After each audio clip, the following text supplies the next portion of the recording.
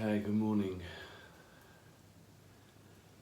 Just to put a timeline on this, because I'm not quite sure if or when I'll post this, the Constitution meeting that me and Clinton have got is coming on this Friday. It's just about to turn 6 in the morning on Wednesday. I think it's the 12th today, 12th of June 2019.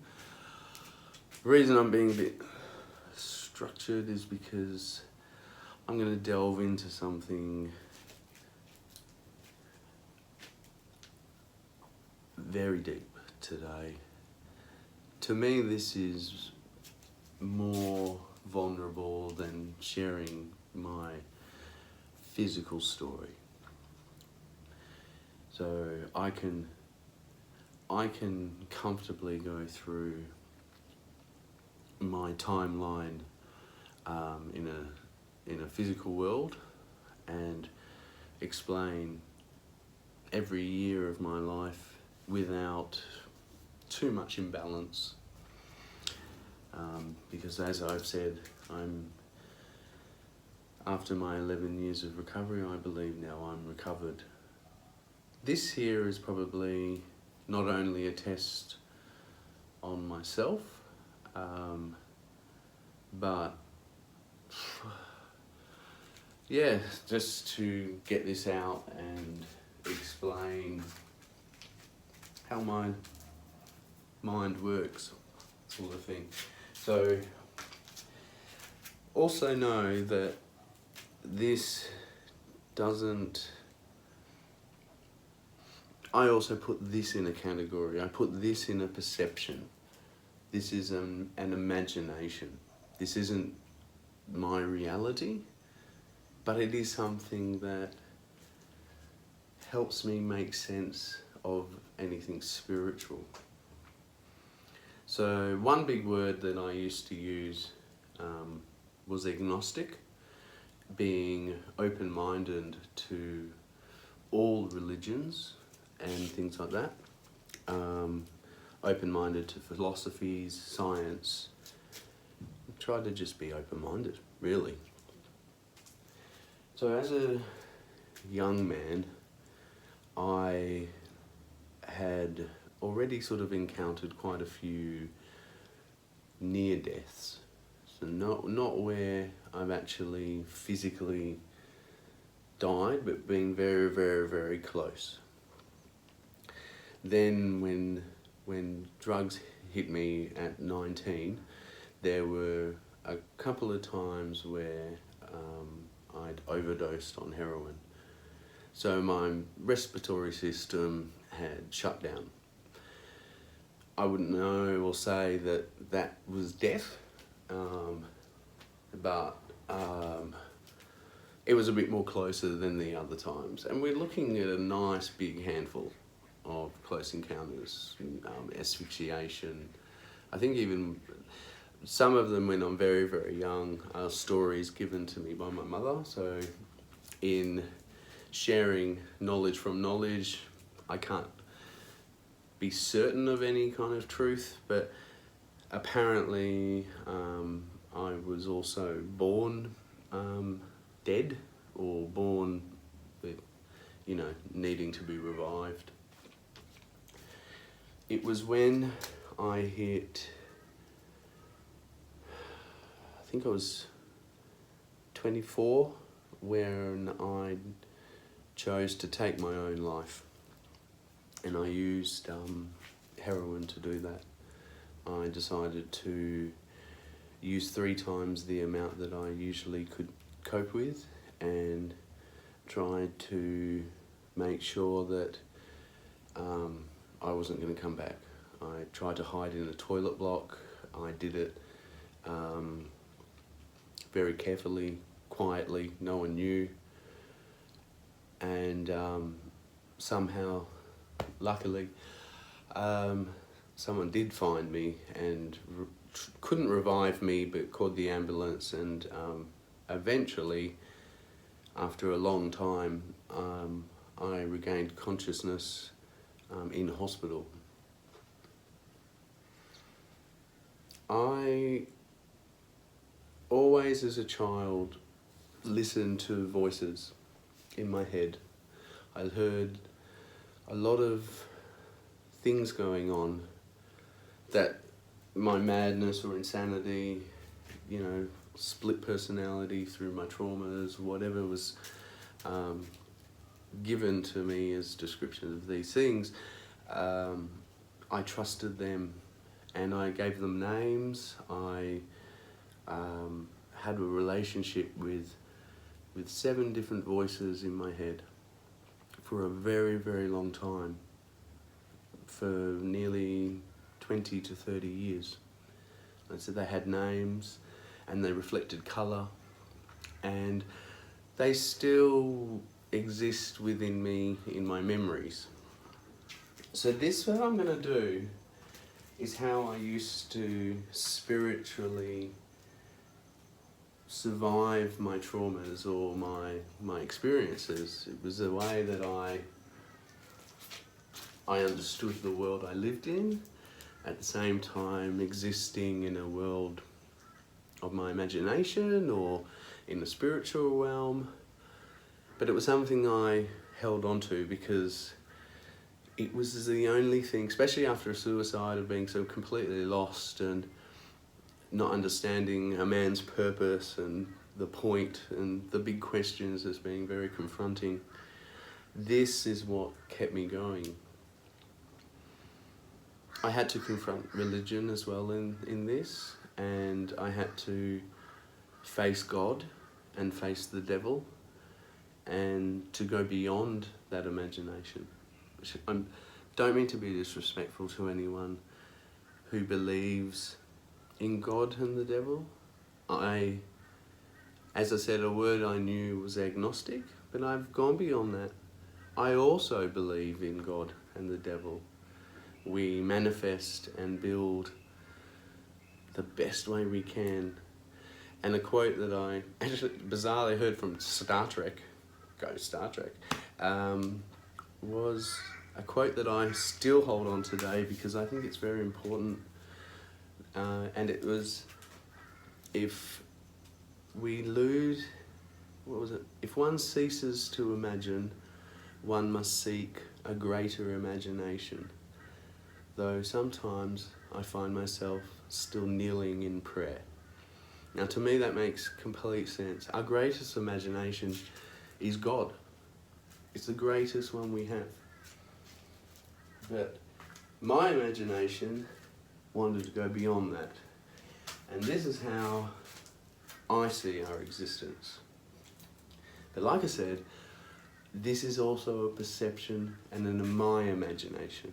It doesn't mean it's the real thing. This is just how I lived, and it got me to here. So inspired at the moment of the Kimberley traditional art paintings, especially on the rocks, the rock paintings, just absolutely beautiful. So I've started this layer. So let's say there are stars. There are stars, there are solar systems, there are galaxies, there's beyond space that, we can only have, imagine, or science can help us understand more. So, it's all this up here.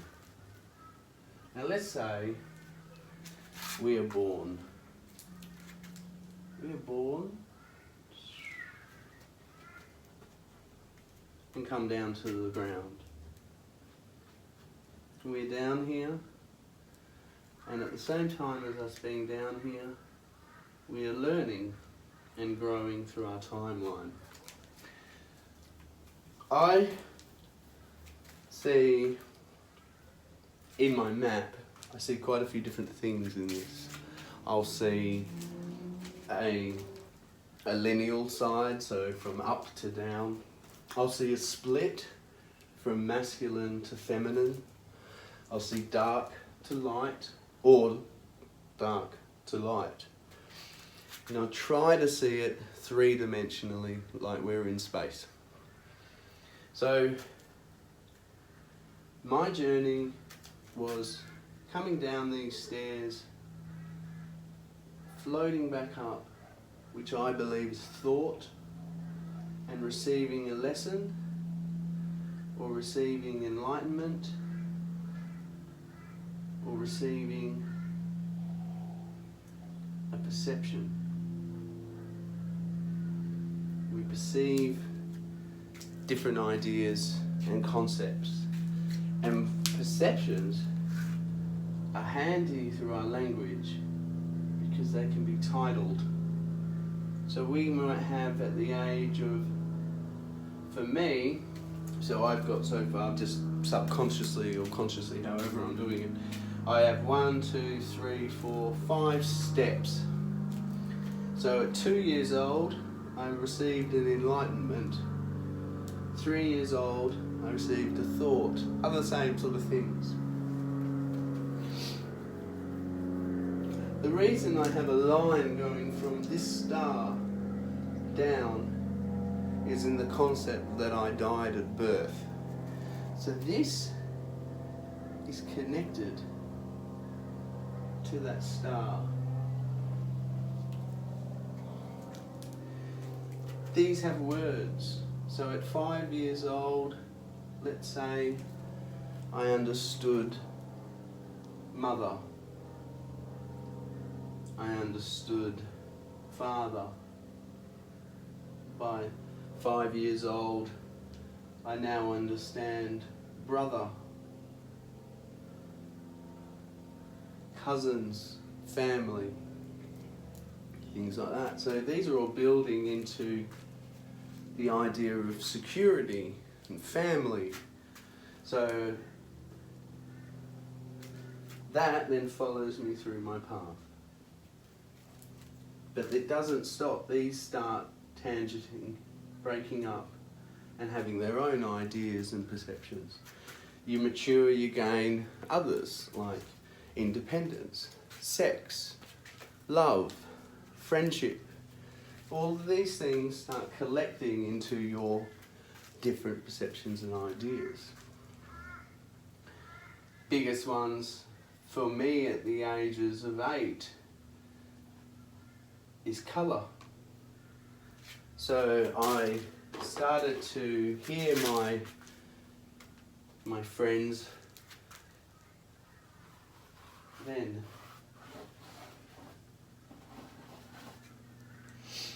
When I started to hear them, that's when I gave them title and names, and they became the colours of 6. The primary colours of red, yellow, blue, and their complementary colours of green, violet and orange. And I gave them all names. So, bringing it up to further in this,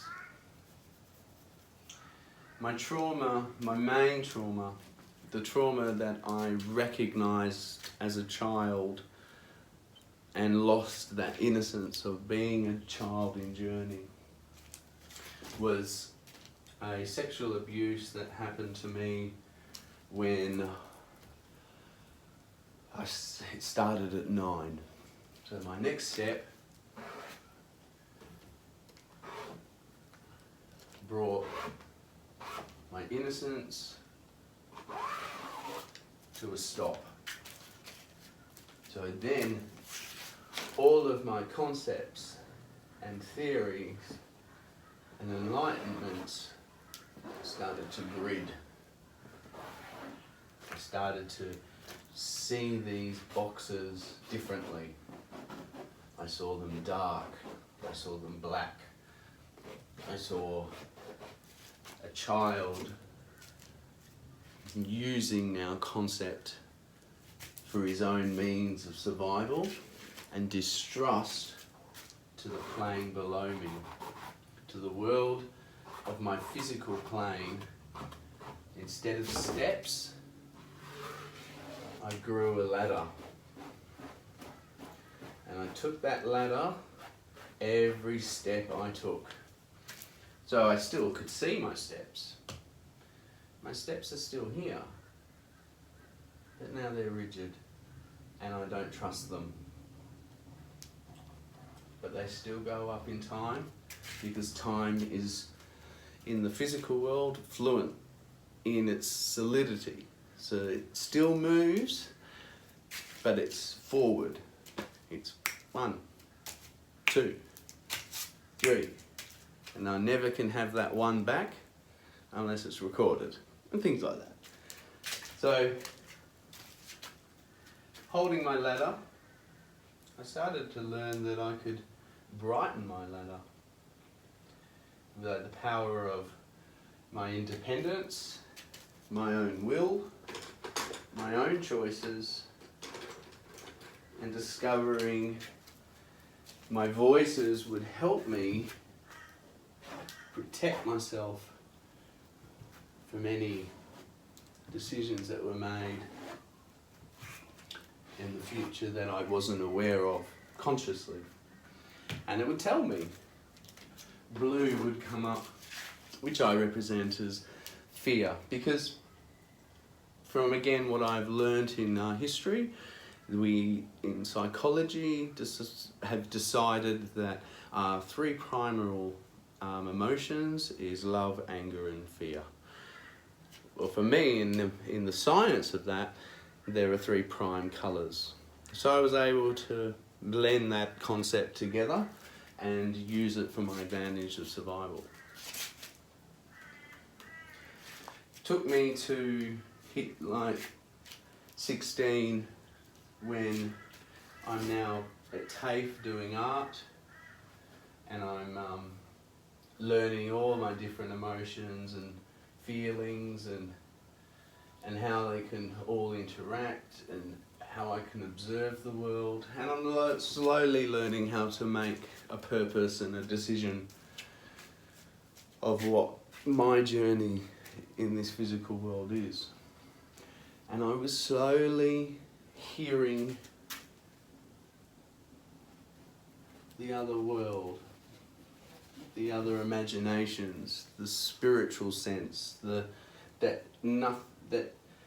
being physical is not only where we and why we exist, that things up here exist. And how? How does that happen? Why do they? Is that real? Is that not real? And then that's when I learnt of how in time we've always had these questions, and we needed that started to make all of us men and women insane. We started to all worry about, well, how are we getting these from back childhood? How are we getting these enlightenments? Where do they come from? Why are they even here? So all those big questions that we all have, I started to have them as well. When I'm in my art books, like reading my art books and going, looking at the art books and going, oh, I just want to be in there. And the voice telling me, now, this voice is cheeky. I used to call her Lily. She was the light of green. And in my working out of these emotions and primes being together, well, if you mix them together, just as you can primary colours, what do you get on the other side? So if you mixed fear and love, what do you get? Well, back then my concept, best concept I could come up with was imagination, in the relating of what we've done with fear and love mixed together before, like developing a philosophy, Judaism having the concept of, philosophizing of the greater picture and the bigger outer world and plane, and then watching how that we step on each other's shoulders to get to those ideas. So green, I saw as imagination. So when I was having these thoughts, and I'm going to revert back now to here. So let's say this is me at, 15? Because I wasn't 16 yet when I started TAFE from college. So we'll say 15. It was then that imagination told me, or I called Lily, was if you wanted to be in these history books, you better make yourself a good history. So I took that literally. I started to think very hard of, well, how do I make a good history? In a way, at 15, I've got quite an interest in history. There's my map, there's the things that have happened to me. I've got my trauma here. Is that good history? You know, I was young. I didn't understand then what that meant. But I did have a concept that I needed to rebel against my, as I've mentioned in a blog before, my being a victim of circumstance. And that's sort of where that journey went through my traumas. As I said, there are others. So this brought on another trauma, making me homeless. And I started to, then took me onto another ladder, another path. But I was entrusted with my voices and colours, so I knew that I was still on the right path. It was when I hit that 24, and I hit this 24 and decided to end my life.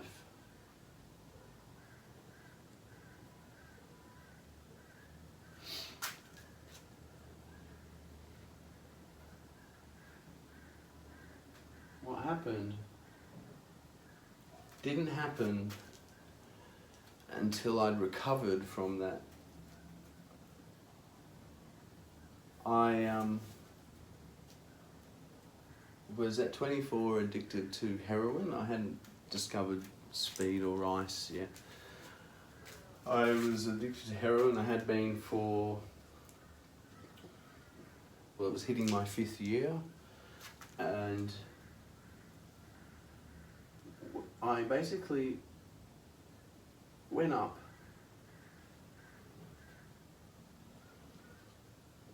further up than I'd ever had before. And I came back, and about 2 weeks later, I knew that, well, I couldn't be here anymore. I'm lucky to be here. I'm lucky to have existed in where I'm at. So let's change my world. Let's change my life. So it was my first sense of self-worth and having purpose and a point. And it was then that I started getting flashbacks and memories that I had never could have imagined. And they weren't mine. They weren't mine. And I still believe that today, the 6 months of these memories that were coming back to me, they gave me this bizarre clarity of why we do make and need to make the idea of God and the devil, heaven and hell. And I heard all of these stars. I heard a lot of different spiritual connections. My memories were visual as well. I saw things that I then understood why certain men, especially, but because I didn't really encounter women with the same concepts, but there's a very common relapse or insanity theory that men have of talking to aliens. Like I said, I'm sure women may as well, but my encounters were with men. Some were in mental institutions. I was once put into one and basically got myself out a couple of days later. But while I was in there, I was able to talk to young guys that were entrapped in the same idea, which was really interesting. Their idea was one of these stars, mostly the closest one, so what's the closest star is the saucepan. So you got the saucepan up here, there it is there, and I think it's Sirius is the closest sun or star or galaxy or universe, one of them, the closest one that is to us. And this common, I just put the blue in the white, this common insanity or madness is that they are communicating with us down here and telling us what to do. So they are using their light from their 7 points, and they're telling that man what to do down here on Earth. And the fear that happens with it is a blue sun, I think. The fear that comes from that is control, and we're being controlled by aliens, and it goes to abduction and all that sort of thing. So, but I already had that kind of concept going back down my steps when I met Yellow, but I understood them as light, and I never questioned it any further than that. I didn't try to be scared of. I wasn't scared of it, and I was innocent, so I didn't actually question it too much. I was just like, oh yeah, okay, cool, this is what it is. So that's what I saw. I saw that early, and I think that then probably protected me from the fear of something. Imagine being caught in fear rather than love. It was just, yeah, it was awful. It was awful to see these men, especially like one of them was, he was I think 19 at the time, and they have to induce chemicals to stop these thoughts, and yeah, it's just terrible. So I got that it was just off the cue of something that this unexplained place was trying to share with us. So in life and things, that's when I realised. And what colour would I use? I would probably go metallic and go gold. An epiphany is greater than an enlightenment. An epiphany, for me, like words are explained the best way they can be through our imagination. Spiritually, for me, an epiphany just basically gives you a like on Facebook. It gives you a retweet on Twitter. It's a confirmation that what you've said is agreed upon. That's sort of how I saw an epiphany. So when I was at this level of these kind of experiences, I gained epiphanies for the first time, and I understood that they were very much different to enlightenments. And it's funny, even when I'm through my suicide and that, I still at that stage was seeing enlightenments as black, as new perceptions that could trap you into madness and insanity. So I took these memories as an epiphany. I trusted in them. I trusted that this was my way to stay alive, to continue my journey and learn my thoughts and develop up an imagination that I could express this kind of stuff, which was very, very difficult. And it, like I said, that then took me on a lot of insane journeys and confronting journeys for other people. Because when I'm younger, I was quite loud about my madness and insanities and things. Out of all of it, you know, there are the stories that I've heard from others as well. So I know when I talk to someone and I can hear certain language, I know then that they've also had a close death encounter or gone all the way and come back. I hear the same stories. So a very common story, I'll use silver, is if we die, and I'll do it here, if we die, we hear the gates of heaven, yes? So we have apostles, we have God, and things. Beyond that, there is a war, the war of voices, the war of spirits, of many fighting. And why are they fighting? My enlightenments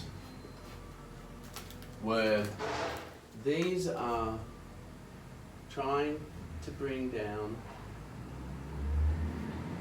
more sound, more voice, more ways to influence our thought, our directions, and things like that.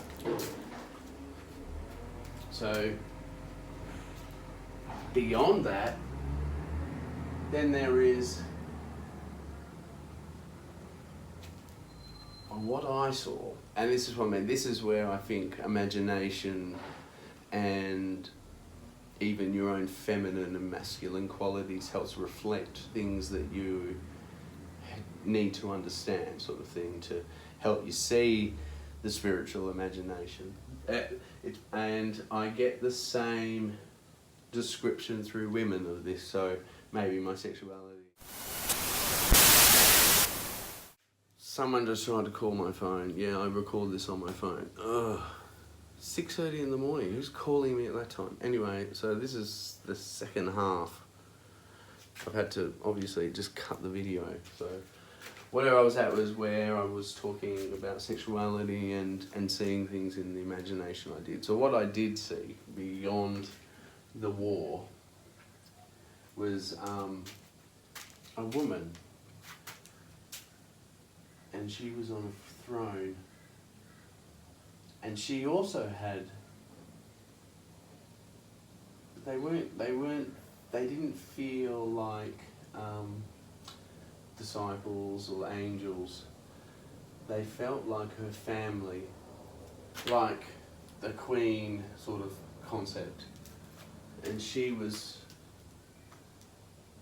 here, and she had I believed it was like 10 to 12 sitting next to her. And I had a visual memory of this. This is where a sort of one of my first freak out memories was.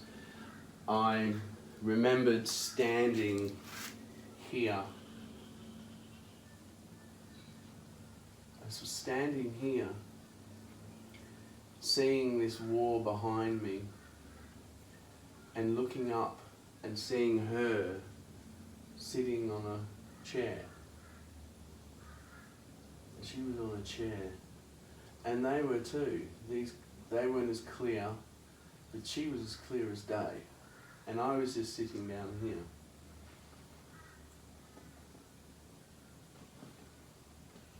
And like I said, I don't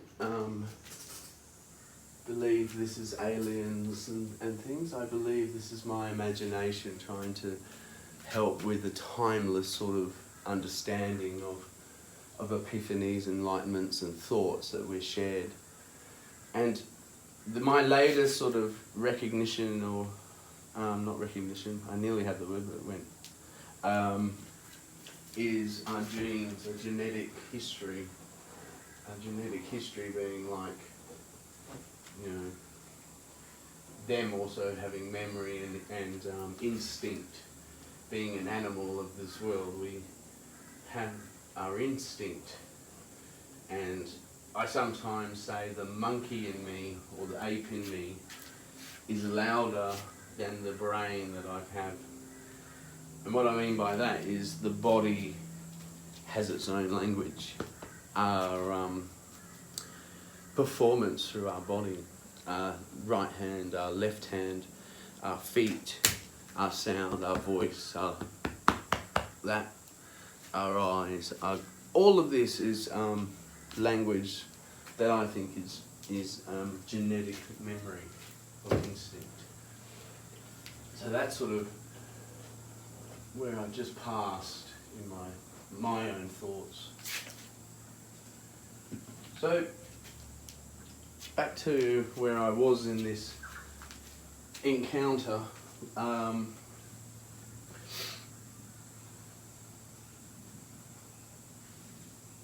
I received language and a conversation with sitting at the bottom of the steps looking up at these people, or spirits, or thought, or my imagination. And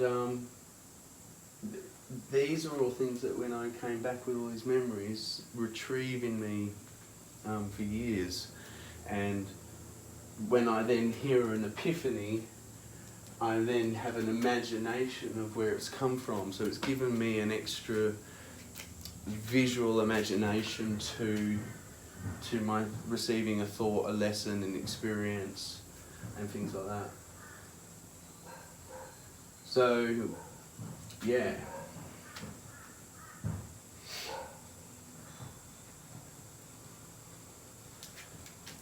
What I take from all of this now is, what's the colour I haven't used? I use orange. Orange is a good energy, courage, I see it as, or strength. It's a mix of love and anger, so it's passion and power, all those sort of different things. So where I see myself now, well, let's go deep brush. Yeah.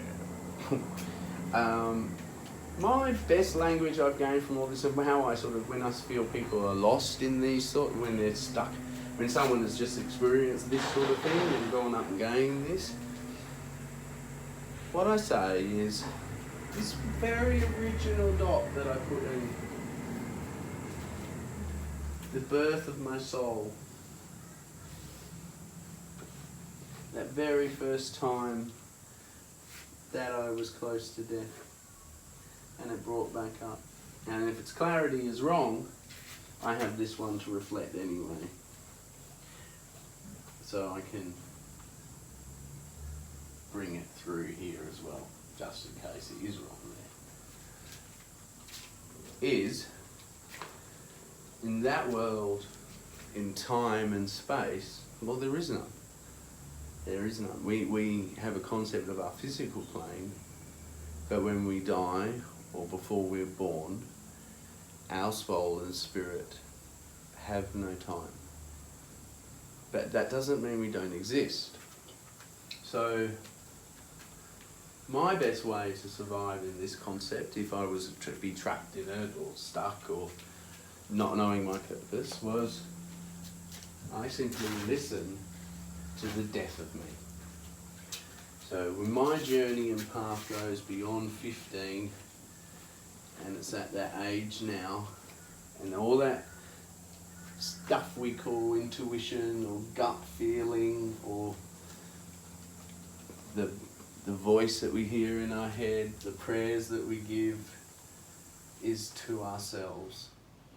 It is to the self that is before we're born, and to the self after we die. Now, what's not to say we can't trust our own journey and fate and directions and things, and the death of us is what takes us forward in this life.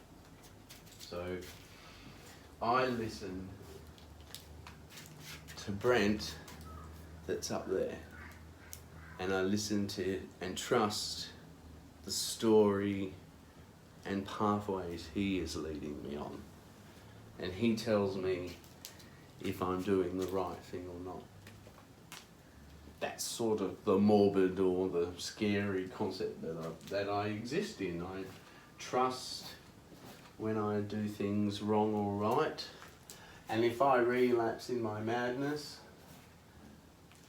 I talk to the moon, I talk to the stars, I talk to myself, I talk to my grandmother, my granddad, just as someone talks in prayer.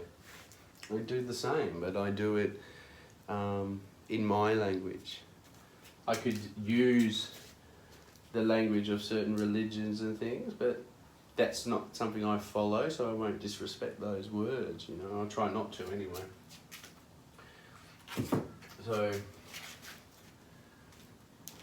when I share this with you now, I share my insanity and my madness, my world. This is how my brain sees things and works. I work through a map, I work through a timeline, sort of thing. And it all amalgamates into one. It's all not separated. It's something that is in there that looks sort of like that in a way. Like I said, I could zoom into one of these boxes, and this box, let's say it's a perception of, well, we'll go with my trauma because that took it. So the perception of sex, men, sexuality, you know, they start being all different shades of colour, feeling and emotion. So every bit of this, and imagine this is just this box zoomed up big to be something. So you know, it changes colour, it has different emotions, different feelings about it, different concepts, perceptions within the concepts, and why not learn them all? We have the ability to, and what we don't learn, we can learn from others that have learnt the same stages. So that's what we sort of do, don't we? So everything has within a box hundreds and hundreds of shades of emotions and colours. I haven't got purple. That was my purple, let's say. Violet. You know, so if we can move on and gain an entire perception of something, then we have the rights to help others with it. I think sometimes, but then, and the reason I'm saying that is because lessons and experiences also come with our steps. This is where this war is. The war is this one here, this certain spirit, this energy, this feeling, this learning a little bit of blue, fear, like could be the concept of Sirius, let's say. This is trying to push its thought and feeling down to, let's say, we'll keep with the original steps, to a 9-year-old. Now, that experience, yeah, will help lessons and stop certain things happening, but it's not meant until it's here, let's say when they're 15. So if a lesson gets taught early, then the lessons that were needed in the experience before get forgotten. And that can cause issues. That can cause really detrimental problems. Because if you gain this lesson here, but don't have these tools behind it, then you're most likely going to cause a trauma, sickness, death. Those things, and if they're not going to penetrate you, they're going to penetrate something within you, is the lesson came too early. So we have to be very careful of how we share our lessons, and that to me reflects that our humanity reflects in this mirror up here, and the war of thought is what these energies stop in their enlightenments to come down. So, as I said, you can go on in Madness and Insanities and philosophy, religion, science, or art, like this sort of shit. You can go on forever. There is so much that we learn and gain, and it's very hard to articulate it without being scared or egotistical or angry or loved. And it's very hard to find a timeline in timelessness, and it will. Your brain will be getting thrown and juggled everywhere, but you just got to remember, this is all just a canvas. I'm just speaking words, and I'm back in my shed. Do you know what I'm saying? So don't float, don't go too high. And for me, that voice I'm hearing right now is Clinton. I remind myself, I've got to keep my feet on the ground. And if that doesn't make sense to anyone, then cool. This isn't, a spiritual journey isn't for everybody, and it's not, and it can be detrimental, it can be dangerous, it's not just whimsical. You can fall back down and be completely lost around your world. So it's not a fun place, it's not somewhere to play. I was reluctant to do this, you know what I mean? Like it's risky. Can this cause my own consequence after? Will this be detrimental to anything around me? This colour is today's colour. That's what I know, and that's all I keep in this spiritual world, is this colour is today's colour. Why? Well, that's for another day, because that's all I'm learning right now. This colour actually means quite a lot to a lot of this language, and I'm excited to learn more and more. And there are some people out there, some celebrities and loved people, influential people, that are all touched by this colour at the moment. It's bringing itself into our world, and that's an exciting change that we are all watching right now. So, with that elusive ending, and whatever that was meant to have meant, I don't claim its responsibility, but I do claim this whole map. So this whole map is layer 2 of this piece.